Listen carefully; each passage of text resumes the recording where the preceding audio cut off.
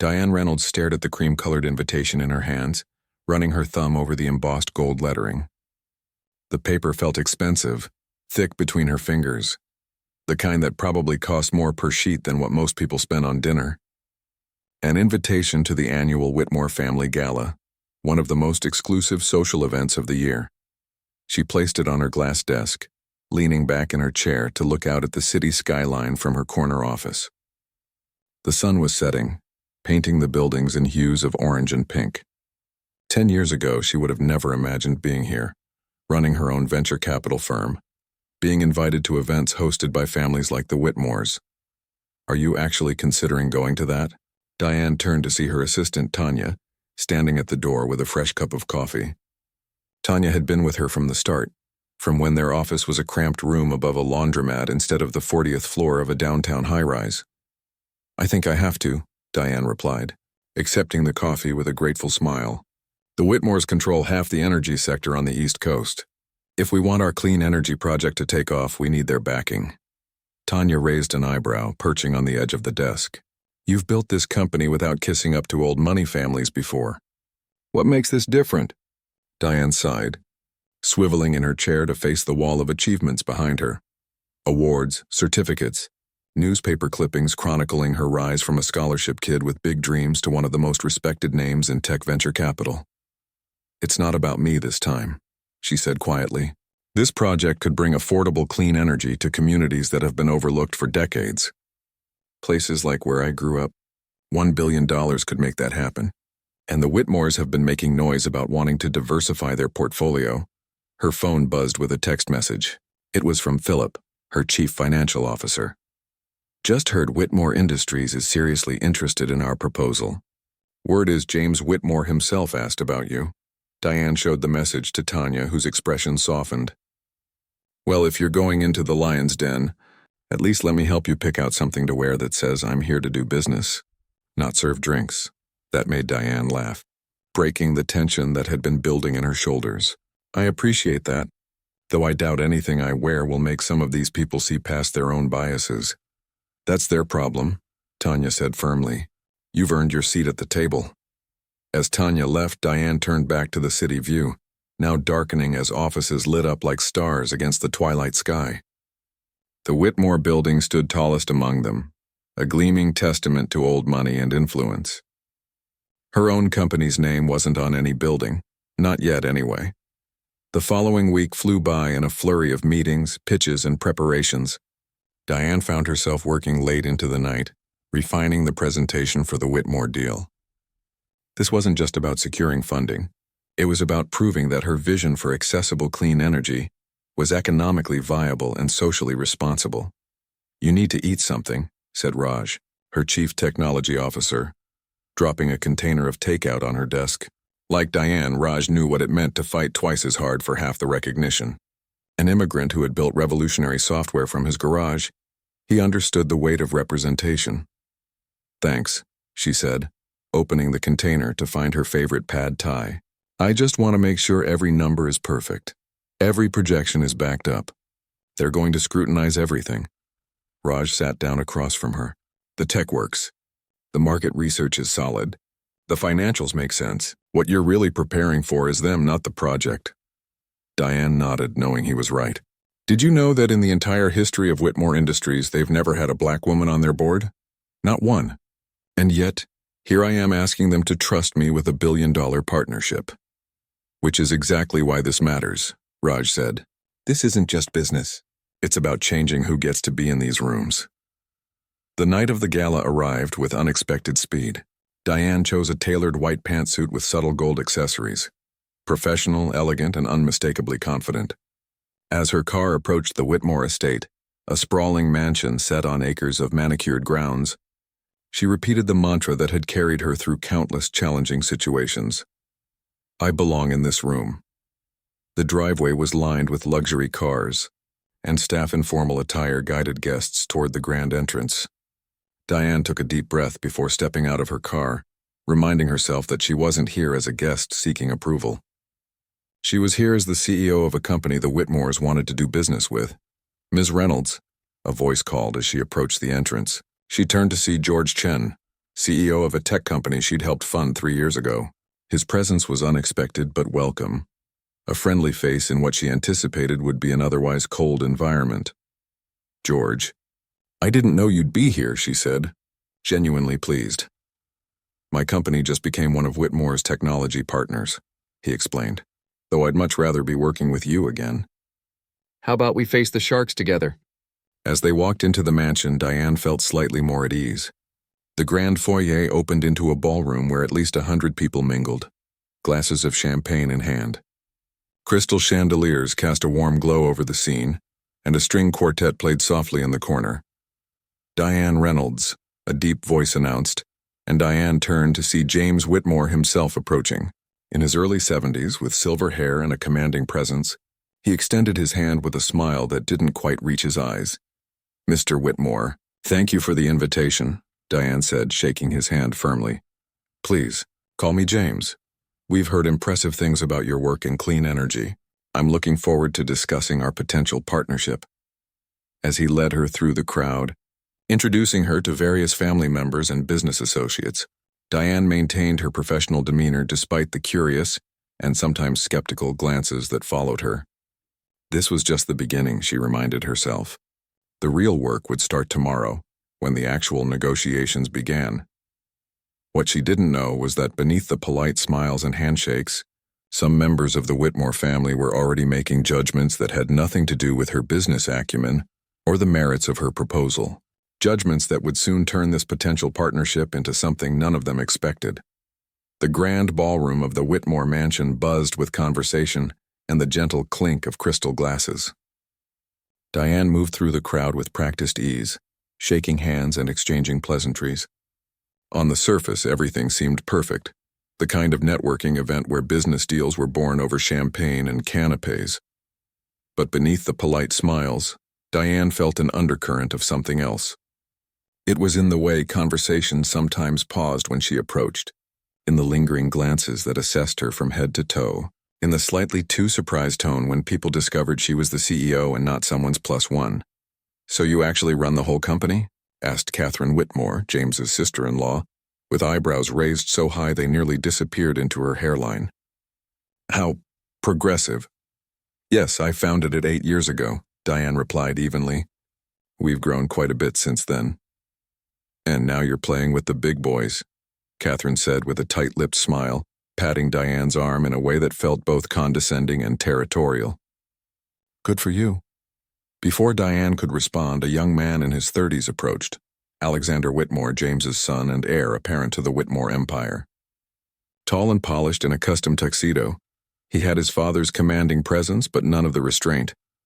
"Ms. Reynolds," he said, extending his hand, "my father speaks highly of your proposal, though I must admit I was surprised when I heard about it." "Surprised?" Diane asked, keeping her tone neutral despite the warning bells already going off in her head. Alexander swirled his whiskey, ice cubes clinking against the crystal. "Well, clean energy is quite technical, isn't it? Lots of complex engineering, financial modeling. I wouldn't have expected someone with your background to gravitate toward such fields." The implication hung in the air between them. Diane had faced this type of veiled comment countless times throughout her career. The suggestion that her success was somehow unexpected, anomalous even. "My background includes degrees from MIT and Stanford," she replied smoothly, "plus 15 years of experience in both technology development and investment strategy. But you're right. Complex problems do require diverse perspectives to solve them effectively." Alexander's smile tightened almost imperceptibly. "Of course, diversity is quite the buzzword these days, isn't it?" A server passed by with a tray of champagne. Diane declined. She needed her wits fully about her tonight. "It's more than a buzzword when it affects the bottom line," she said. "Companies with diverse leadership consistently outperform their competitors. That's not politics, it's just good business." Alexander looked like he wanted to say something else, but his wife Victoria joined them, elegant in a designer gown that probably cost more than what most people made in a month. She kissed the air near Diane's cheeks in greeting. "You must be the venture capital woman James has been talking about," Victoria said, her gaze lingering on Diane's natural hair. "Your hair is so interesting. Is that how everyone wears it these days?" I can never keep up with trends. Diane took a deep breath, maintaining her composure. It's not a trend. It's just my hair. Oh. Well, it's very bold, Victoria replied with a laugh that sounded like breaking glass. I always tell Alex I could never pull off something so ethnic. You're brave. From across the room, George caught Diane's eye and gave her a subtle nod of support. These comments weren't new to either of them. They were simply part of the tax paid for entry into spaces not designed with them in mind. If you'll excuse me, Diane said politely.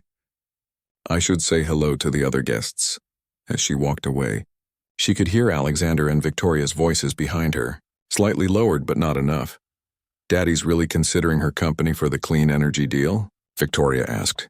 It looks good for the annual report, Alexander replied. You know, all those diversity initiatives the board keeps pushing. Besides, we'll rework the terms once she's committed resources.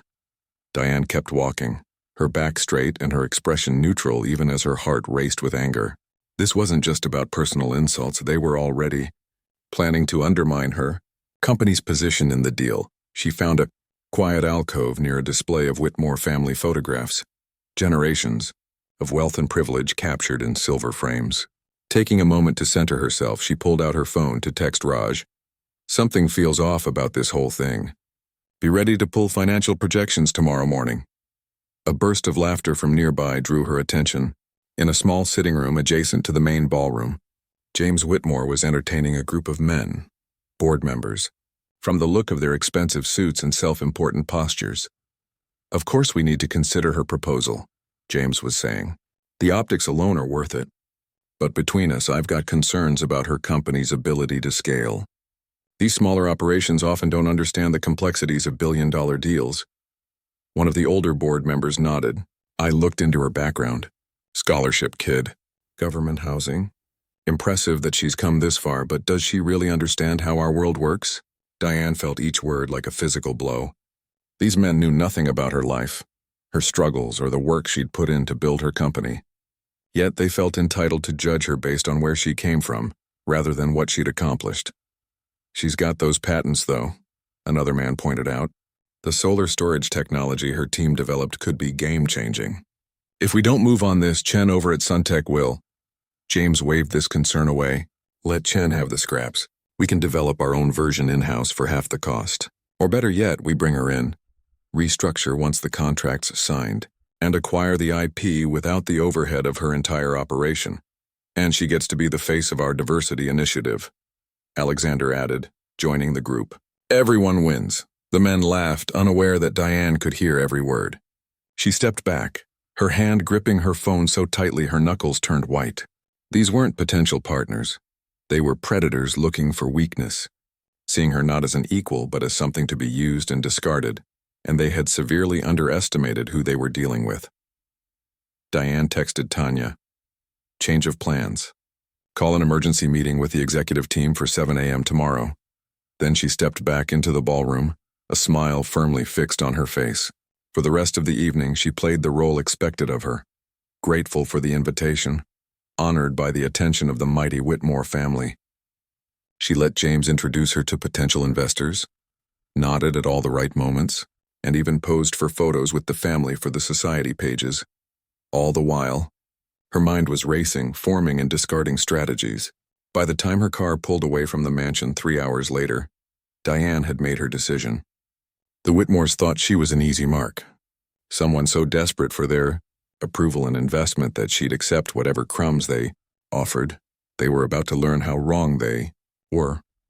The sunrise painted the sky in streaks of pink and gold as Diane's car pulled into the underground parking of her company's headquarters.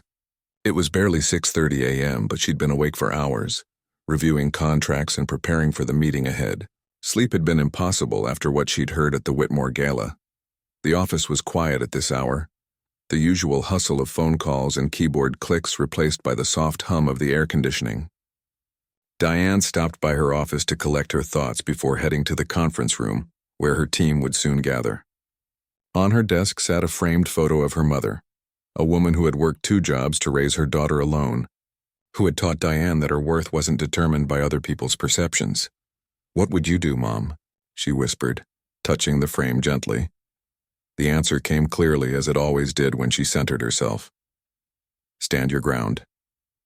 Know your value. Never let anyone make you feel small.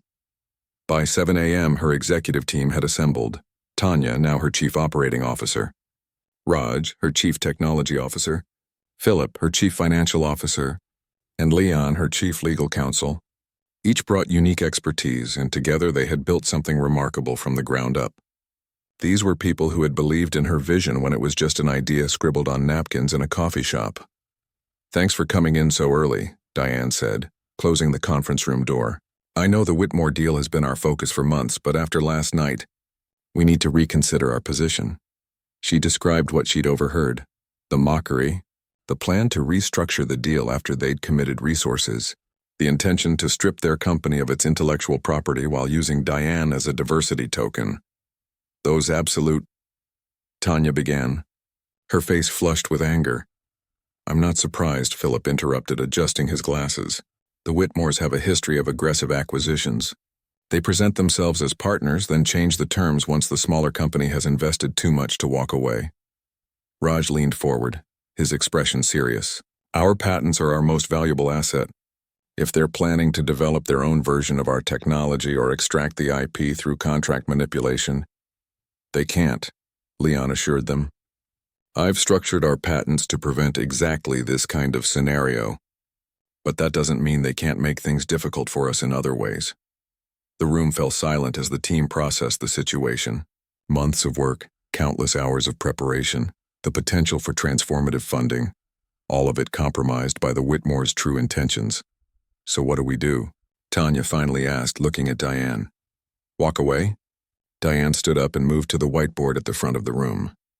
"I spent all night thinking about this. The easy option would be to proceed with the deal and hope we can outmaneuver them legally, but that puts us in a defensive position from the start." She uncapped a marker and wrote options in bold letters. "The second option is to walk away entirely, cut our losses, preserve our dignity, and look for other investors. There's not another investor with the Whitmores' resources who's shown interest in clean energy at this scale," Philip pointed out. "We'd be looking at smaller deals, longer timelines." Diane nodded, acknowledging his concern. "Which brings me to option 3. She wrote it on the board: Suntech Industries. Raj straightened in his chair. "Tom Chen's company? They've been trying to establish themselves in the clean energy sector, but they don't have the Whitmores' capital." "Not individually," Diane agreed, "but they have connections to international investors who do. And more importantly, Tom Chen has approached me twice in the past year about a partnership. He sees the value in what we're doing because he's building something similar himself." "A competitor," Philip noted. "A potential ally," Diane corrected. "Tom's focus has been on distribution infrastructure, not generation technology. Our patents complement his existing framework. Together we could create an end-to-end solution that neither company could achieve alone." Leon tapped his pen against his notepad thoughtfully. "The Whitmores would see this as a direct challenge. They don't take kindly to being rejected." "No," Diane said, her voice firm. "They don't take kindly to being rejected by people they see as beneath them. That's an important distinction. Their sense of entitlement is exactly why they underestimate us, and why they'll underestimate the threat from Suntech until it's too late." Tanya was already pulling up information on her tablet. "Suntech's valuation increased 40% last quarter. They've been quietly acquiring smaller tech companies with complementary patents. If we approach them with our technology, we could potentially create something worth far more than the billion the Whitmores are offering," Philip finished, his financial mind already calculating the possibilities, especially if we structure it as a true partnership rather than just an investment deal. Diane felt the energy in the room shift from defeat to determination. This was why she had built this team. Not just for their skills, but for their ability to see opportunity where others saw obstacles. "There's something else to consider," Raj added quietly. "The communities we want to help, places without reliable access to clean, affordable energy, they've been overlooked by companies like Whitmore Industries for decades. Working with Suntech gives us a chance to stay true to our original mission." Diane smiled at him gratefully. In all the business considerations, it would have been easy to lose sight of why they started this journey in the first place. "So we're agreed?" she asked, looking around the table. We cancel the Whitmore meeting and reach out to Tom Chen at Suntech instead? One by one, her team nodded. It was a risk, walking away from a guaranteed billion-dollar deal for something less certain. But it was also a statement. They would not compromise their values or dignity for any amount of money. I'll make the call, Diane said, feeling more certain with each passing moment. The Whitmores think they can use us as a token and then discard us once they've gotten what they want. I say we show them exactly what they're missing when they judge people by appearance rather than ability. As her team began planning their pivot toward Suntech Industries, Diane stepped out to make the most difficult call of her career. She would need to inform James Whitmore that she was withdrawing from deal negotiations without revealing that she knew about their true intentions. Her finger hovered over the call button for just a moment before she pressed it. The phone rang 3 times before James Whitmore's confident voice answered. Diane, I was just thinking about you. Last night was a tremendous success. My board is quite impressed with your operation. The false warmth in his voice made her skin crawl now that she knew the truth behind it. Mr. Whitmore, she said, keeping her tone professional. I appreciate your hospitality last night. However, after careful consideration with my team, we've decided to pursue other partnership opportunities for our clean energy initiative. There was a pause, just long enough for Diane to picture the shock and disbelief on James Whitmore's face. I'm sorry to hear that, he finally said, his voice notably cooler. May I ask what led to this rather sudden decision? Diane chose her next words carefully. Let's just say I believe in working with partners who truly value what we bring to the table. All aspects of what we bring. Our technology deserves a partner who sees its full potential, not just parts of it. Another pause, longer this time. When James spoke again, the pretense of warmth was gone entirely. I think you're making a serious mistake, he said. There isn't another player in this market with our resources or reach. You're letting emotion cloud your business judgment. On the contrary, Diane replied calmly. This is purely a business decision based on aligning with partners who share our long-term vision. I wish you all the best, Mr. Whitmore. She ended the call before he could respond, knowing that in his world people simply didn't say no to the Whitmore family. Especially not people like her. Back in the conference room, her team looked up expectantly. Well, she said with a small smile, I think it's safe to say we're no longer on the Whitmore family's Christmas card list. Tanya grinned. Good. Now let's show them what they just lost. Diane nodded, already dialing Tom Chen's number. Tom, it's Diane Reynolds. I believe we have some business to discuss. The weeks following Diane's decision to walk away from the Whitmore deal were a whirlwind of activity.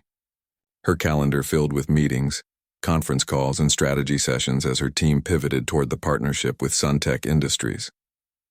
The risk they had taken was enormous, but as the details of the new deal took shape, it became clear they had made the right choice.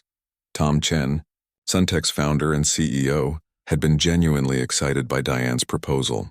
Unlike the Whitmores, who saw her company as something to acquire and absorb, Tom recognized the potential for true collaboration.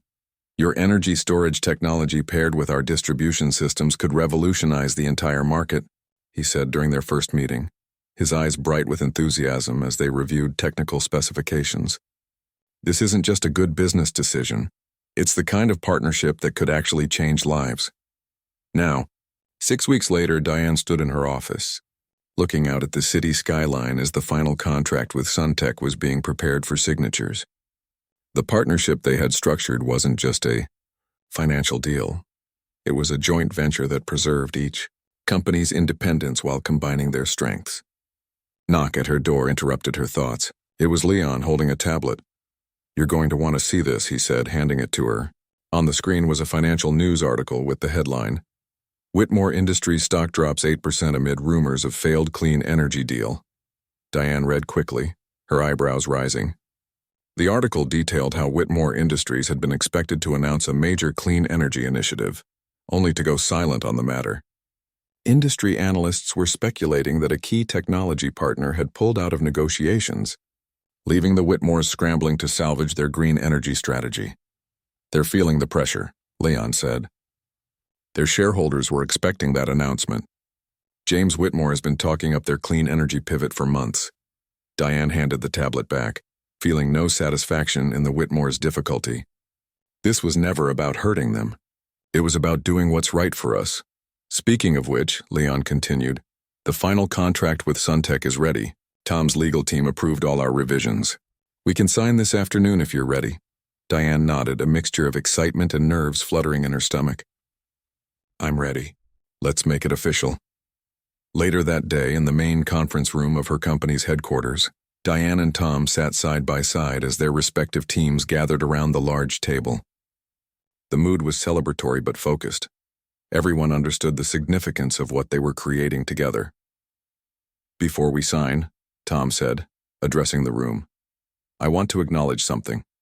When Diane first approached me about this partnership, I was surprised not because I didn't see the value, but because I knew she'd been in talks with Whitmore Industries.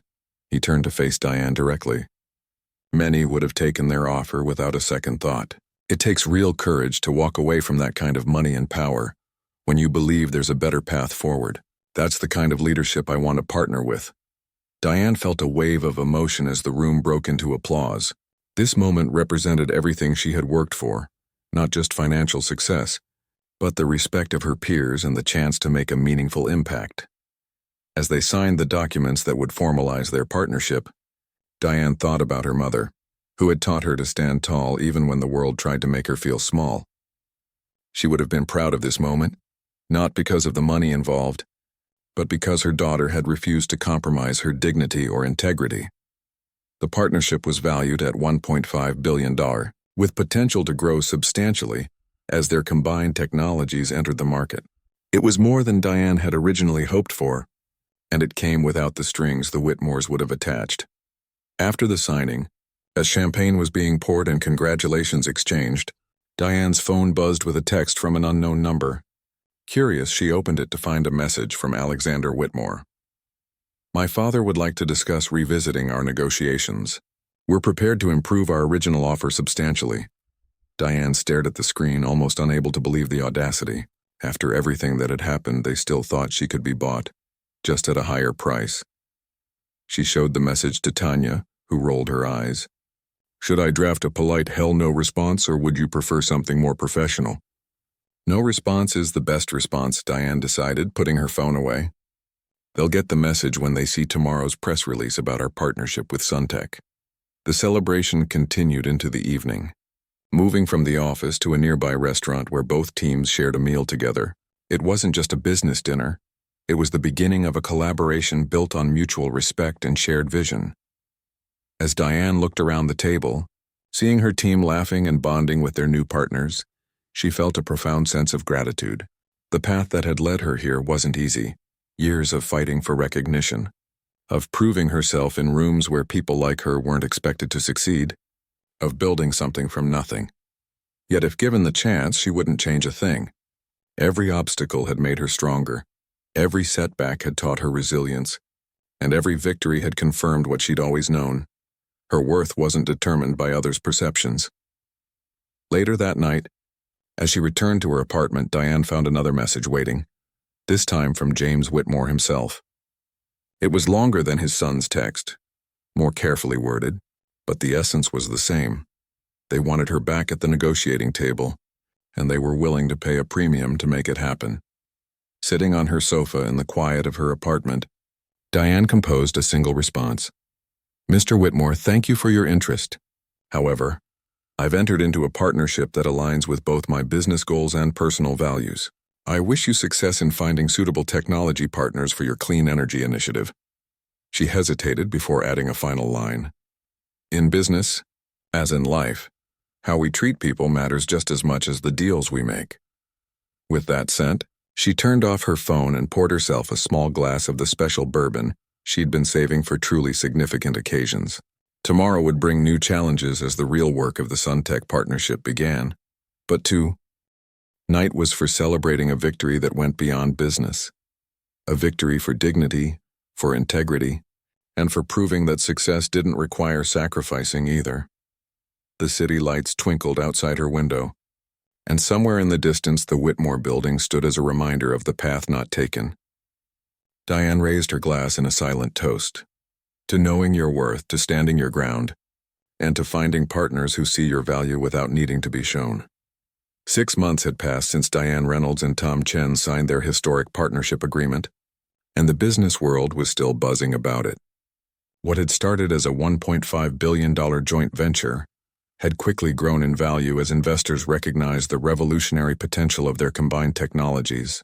Industry analysts now valued the partnership at $3.5 billion and rising, more than triple what the Whitmore deal would have been worth. On a crisp autumn morning, Diane sat in a downtown studio, microphone clipped to her blazer, as a producer counted down to the start of her live interview with National Business. Today, the past 6 months had transformed her from a respected but relatively unknown CEO into one of the most talked-about business leaders in the country. 3, 2, 1, we're live, the producer said, pointing to Diane and the interviewer. We're joined today by Diane Reynolds, co-founder of what many are calling the most successful clean energy partnership of the decade. The interviewer began, her tone warm and professional. Diane, thank you for being with us. Thank you for having me, Diane replied, settling into the conversation with an ease that would have surprised her former self. Your partnership with Suntech Industries has exceeded all market expectations. The stock value of both companies has more than doubled. And your joint clean energy initiative has already secured contracts in 12 states and 4 countries. Did you anticipate this level of success? Diane smiled, thinking of the late nights and intense strategy sessions that had followed the signing. We knew we were creating something special, but I think the speed of the market response has surprised even us.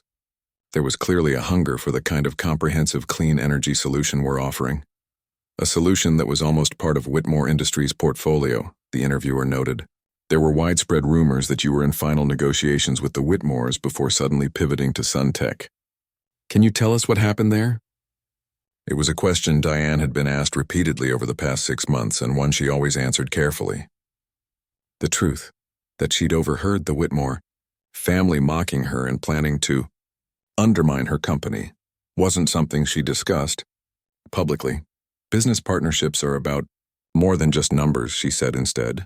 They're about shared vision, mutual respect, and aligned values. Tom Chen and Suntech simply proved to be the better fit for what we were trying to accomplish. The interviewer leaned forward slightly. James Whitmore has publicly expressed regret about losing the deal. In fact, I believe his exact words were that failing to secure the Reynolds technology was the biggest mistake of my 40-year career. Diane nodded, keeping her expression neutral despite the satisfaction those words brought her. Every business leader has deals they regret losing. I'm sure the Whitmores will find other opportunities in the clean energy space. Since your partnership announcement, Whitmore Industries has faced significant challenges, the interviewer continued. Their stock has dropped nearly 20%. They've lost several key executives, and just last month, a group of former employees went public with allegations about a toxic corporate culture. Do you have any comment on that? I think every company has to examine its internal culture regularly, Diane said diplomatically. The most successful businesses are those that value all their employees and create environments where diverse perspectives are genuinely welcomed. That's been a cornerstone of my approach to leadership. The interview continued, touching on the technical innovations behind the partnership's success and plans for expansion. As they wrapped up, the interviewer asked one final question. You've become something of an icon for entrepreneurs from underrepresented groups. What advice would you give to someone facing the kind of barriers you've overcome? Diane took a moment to consider. Know your worth, she said finally. Not just the value of your ideas or your work, but your inherent worth as a person. There will always be people who try to make you feel like you don't belong in certain rooms or at certain tables. The key is to remember that you don't need their permission or approval to succeed. After the interview, as Diane was leaving the studio, her phone buzzed with a text from Raj. Just got word that the Department of Energy approved our proposal. Full federal backing for the community solar project. It was the news they'd been waiting for. Government support that would allow them to bring affordable clean energy to low-income communities across the country, starting with the neighborhood where Diane had grown up. This had been her dream from the beginning. The reason she'd built her company in the first place. In the car back to her office, Diane allowed herself a moment to reflect on how much had changed in just 6 months. The partnership with Suntech had exceeded all expectations. proving that walking away from the Whitmores had been not just the right moral choice but the right business decision too. Her phone rang. It was Tom, likely calling about the Department of Energy news. "We did it," he said when she answered, his voice filled with excitement. "This approval means we can start breaking ground on the community projects next month." "It's hard to believe we've come this far so quickly," Diane replied, watching the city pass by outside her window. "Not hard for me to believe," Tom said. "Not after seeing how you work?" "You know, I got a call from James Whitmore last week." Diane sat up straighter. "Oh?" "He wanted to discuss a potential acquisition of our partnership. Offered an astronomical sum." "And what did you say?" Tom laughed. "I told him that some things aren't for sale at any price." The look on his face when I said that, I wish you could have seen it. He's not used to hearing no. Later that afternoon, Diane stood before her assembled team in their company auditorium, sharing the news about the Department of Energy approval. The room erupted in cheers and applause. This wasn't just a business victory. It was the realization of the mission that had brought many of them to the company in the first place.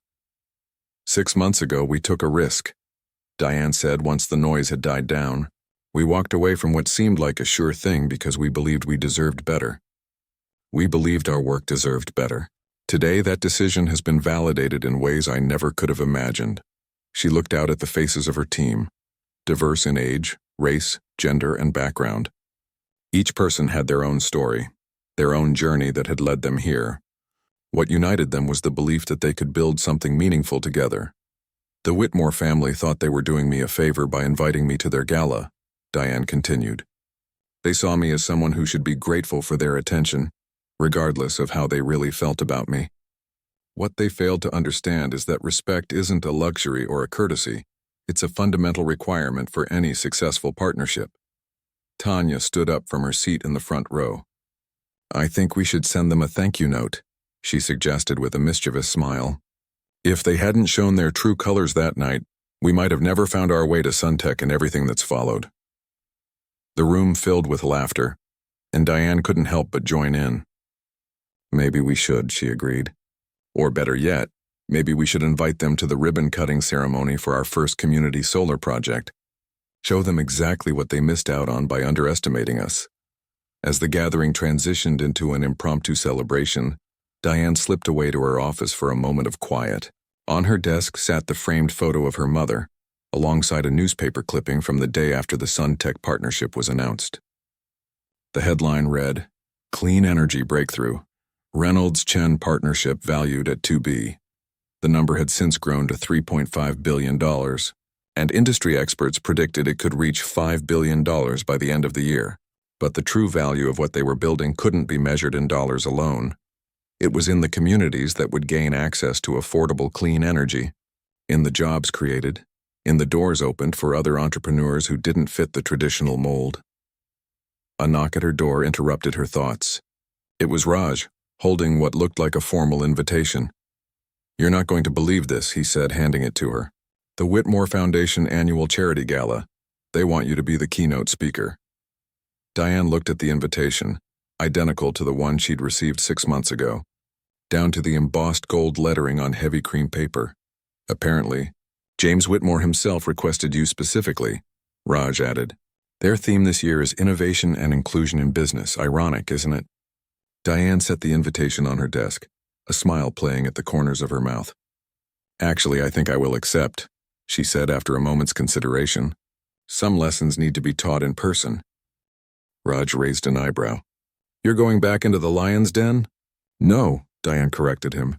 "I'm going back as someone who no longer needs their approval or their money. As someone who proved them wrong in the most effective way possible, by succeeding beyond anyone's expectations." She picked up the invitation again, running her finger over the Whitmore family crest embossed at the top. "Besides, I think it's important for people like the Whitmores to be reminded that the world is changing. The old ways of doing business, where deals were made on golf courses and in country clubs among people who all looked the same, those days are over." Later that evening, as Diane drafted her acceptance to the Whitmore Foundation, she thought about how different her life had become in just 6 months. The path she had chosen wasn't the easiest one, but it had led her to exactly where she was meant to be. Her phone buzzed with an email notification. The latest valuation report showed their partnership had just crossed the $3.6 billion mark. Attached was a note from Tom. Not bad for a deal the Whitmores thought wasn't worth their time. Diane smiled as she typed her response. The best revenge isn't just success. It's success on your own terms. And that was exactly what she had achieved.